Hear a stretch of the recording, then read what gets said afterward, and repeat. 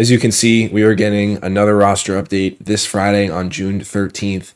This one is looking like it's going to be probably the weakest roster update of the year, in complete honesty. But that doesn't mean that we can't go over guys who will make you a lot of stubs, even if there aren't as many opportunities this time. So let's get into it. As always, before we start this video, I have to say a few things every roster update video. Number one, nothing is guaranteed in these videos. If I tell you to invest in somebody and he doesn't go up, or you lose stubs on him, don't get mad at me. I'm not forcing you to do anything. This is a recommendation. It is not a guarantee. I have a proven track record of live series investments. That doesn't mean I'm perfect. That's one thing I always say in these videos. Another thing too, I always say in these videos, buy players right when the new roster update comes out, because that's when they're the cheapest and everyone's at quick sell.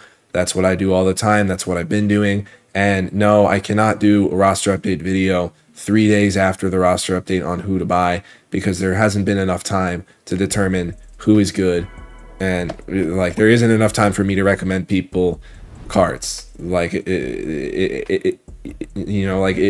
need at least 2 weeks. I'm sorry. It's just how it is. So in the last video, I told you guys to invest in Manny Machado. He was around 1,800, 1,900, and now he's pretty much the biggest lock out of anyone in this roster update. He's going for 2,700, so he'll make you 300 per if he goes to an 85, but I think he's going to go to an 86, which even at an 86, you're only making 1,000, which means the margins aren't going to be that good, but you still be able to make stubs. He's currently supercharged too, which doesn't help with this price. But I mean, he's just been unbelievable. He's truly had a Hall of Fame career if he continues to play well for the next couple of years and accumulate some stats. But let's talk about some other stats. Since the last update on May 23rd, he has been destroying the ball, especially against righties, where he has hit 410 with a 1440 OPS. That's the big thing. I think he's going to get a big power upgrade versus righties and contact, which is where he has the most room to grow. Now, I truly don't understand why Max Fried didn't go diamond in the last update, but it's whatever. He'll just make me stubs on this Friday. I really don't see a way that he doesn't. There's only one way that he doesn't go diamond. He had one start in this period against the Dodgers where he didn't do well. He gave up 6 earned runs in 5 or some innings. He literally had one bad inning. He's had one bad inning this entire season, and if that's why he doesn't go diamond when he should have gone diamond in the last update, I'm going to be pissed, quite frankly. But yeah, he's been one of the best pitchers in baseball this whole year. He's just been as dominant as he has been outside of one inning against the Dodgers. Overall, his ERA since the last update might not be that high, or might not be that low at 3.44, but it's inflated from one start. I know I've said that a million times, but it's the honest truth. Maybe that one start will hold him back from going to an 87 or an 86, but I think 85, 100% should happen with Max Fried. And he's still technically not at the quick sell value for an 85. Now, every single video, and I will at the end of this video, I have guys who are not going to go diamond in this update, but have a strong chance for the next update and are dirt cheap, and I'm telling you guys to buy. Carlos Rodon was the guy last update, and look at him now. Max Fried was the first person. I'm going to get more in-depth into that later when I tell you my new guys who are future investments for this update. But Carlos Rodon alone, he's been phenomenal, finally living up to the contract that my Yankees gave him. He has been striking out so many people this year, and his Ks per 9 is only at 75. He's 5th in the MLB in total strikeouts in the season. That should equate to a much higher attribute. That alone should get him to diamond. I don't see him getting downgrades in anything else too. He hasn't been giving up a lot of hits. He's been amazing. He has, since the last update, 20 innings, 0.45 ERA, 26 strikeouts, and only 12 hits. He should go diamond, and he's obviously more expensive, but if you guys listen to me in the last video, you're going to be making crazy margins like I am. Now, Jeremy Pena is an interesting one. I actually, myself, have not invested in him at all, and there's a reason why, which I'll get into, but I do have to bring him up because he does have a strong chance. I'm going to be completely honest. Jeremy Pena is having a great year for the Astros. He struggled mightily last year, but he's finally living up to that potential this year. In the last 3 weeks, he has a 397 average, OPS over 1,000, only 3 homers, 7 RBIs. His OPS versus righties since the last update is 949. For me, with Jeremy Pena, I'm really worried about his power numbers and the room to grow on his contact. He already has 82-90 contact. They could give him more upgrades, but I don't know how much it's going to affect his overall. Maybe they'll give him a clutch boost, which could help, but I don't know if they're going to do that. I think he's going to need more power to go diamond, and I don't know if he's going to get it. I think he could, but I'm really hesitant to buy him at 2,400. If he was cheaper, if he was like 1,700 or 1,800, I would probably buy him because there's a lot less risk, but the power numbers really hold me back. Isiah Suzuki is an interesting candidate. I didn't really think to invest in him until about a week ago. Okay, I'm going to shut up, but Isiah Suzuki, he's been having a great season so far for the Cubs. In the last 2.5 weeks, he's hit 327 with an 1,100 OPS, 4 homers, 12 RBIs. He just had a 2-homer game yesterday, which skyrocketed his price. He was 1,900, now he's 2,400. I bought him at 1,900. But since the last update against righties, he's hitting 333 with a 1.028 OPS versus righties, and righties is what he really needs to go diamond. As you can see, he only needs a +6 versus righties, and he already has high contact versus left and clutch.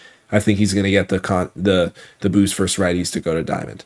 Drew Rasmussen is truly a crazy investment. It's not a crazy investment, but it's just crazy that he's only 2,000, because I think that he, outside of Manny Machado and maybe Max Fried, I think he's number 3 for best chance to go diamond, in all honesty.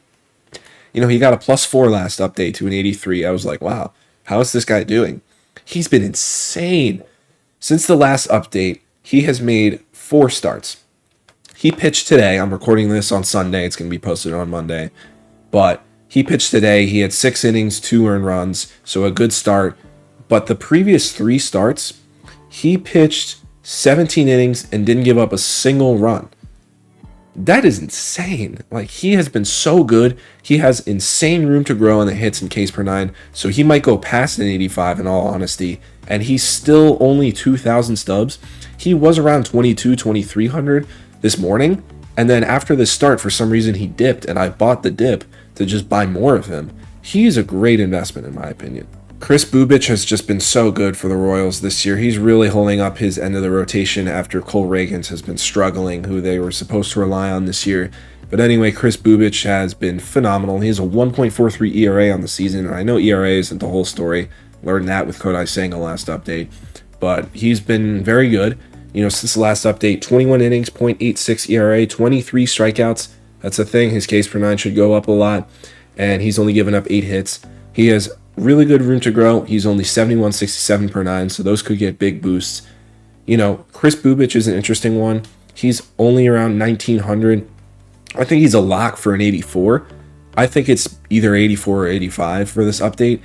And he has a huge start against my Yankees Tuesday night. That's the last day before the attribute cutoff. I think that start is single-handedly going to determine if he's an 84 or an 85. If he does very well, I think he'll go diamond. If he does okay or does not the best, still think he's going to go up, but only to an 84. But regardless, the way he's pitching, he'll eventually go diamond, and he's only 1,900. Now, I'm going to show you guys 2 players this update that are definitely not going diamond, but are guys to look out for the future, like I mentioned with Carlos Rodon and Max Fried. For the first roster update, Max Fried was an 80. I bought him at 700. Told you guys to invest in him. He's going to be a really strong candidate in the future. And look at me now. Same thing with Carlos Rodon. Bought him when he was an 81 overall at like 800, 700. Look at him now. These are the guys that you're going to want to be on the lookout for after the roster update. You could still buy this Mackenzie Gore now because he's only 700, so you'll need him to go to an 82 to make stubs. You're not going to be making much, but to at least, you know, cancel out the risk. I think he's definitely going to go to an 82 this update. He's been amazing so far this season. In the last couple of weeks, so since the last update, 19 innings, 0.47 ERA, 24 strikeouts, and only 9 hits. That's the big thing, is he gave up a lot of hits in the month of April. It has not been like that at the end of May and in the start of June. And he has 59 hits per 9. Look for that to get a huge boost, setting him up for diamond candidacy in the next roster update, where if you get him now, you'll be making a ton of stubs. And the other guy that I'm going to mention for this category, in a sense, and is also the last player in this video, is Jacob Wilson. He's been insane. Like, he's had a historically good season for a rookie, let alone just season alone. He's been unbelievable, and no one even cares, really. But, you know, since the last update, he's in a 458 with an 1162 OPS, 3 homers, 11 RBIs, Versus righties, he's hitting 426 with a OPS over 1,000. So I think both of those are going to go up, even with already having 97 contacts versus righties. The room to grow and the power numbers do concern me for his diamond candidacy long term, especially with that 52 fielding and 55 reaction holding back his overall rating.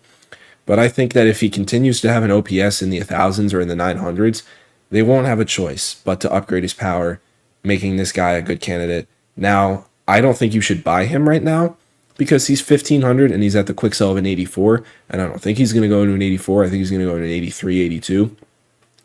I'm putting him in this video so after the update, when he dips and he's at quick sell, you guys know to get him.